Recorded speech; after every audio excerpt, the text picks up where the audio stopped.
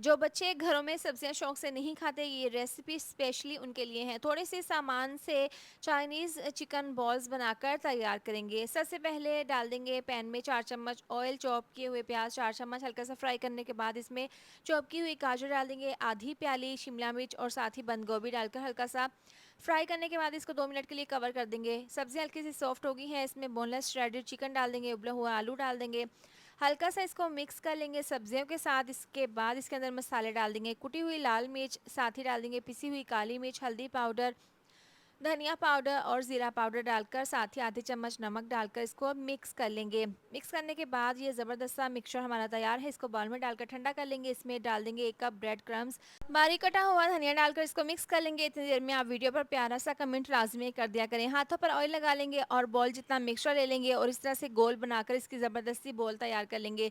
इसके बाद इसके परंडा लगाएंगे, ब्रेड क्रम्स लगाएंगे, ऑयल में डालकर इनको फ्राई कर लेंगे। मीडियम टू लो आंच पर फ्राई कर लेना है। एक साइड से कलर आने के बाद इसकी साइड को चेंज कर देंगे। गर्मा गर्म बहुत ही टेस्टी, क्रिस्पी और यमी हमारे चिकन बॉल्स तैयार हैं। आप इनको केचप के साथ, हरी चटनी के साथ सर्व कर सकते हैं। बहुत ही क्रिस्पी और यमी चाइनीज़ चिकन बॉल्स बनकर तैयार हैं।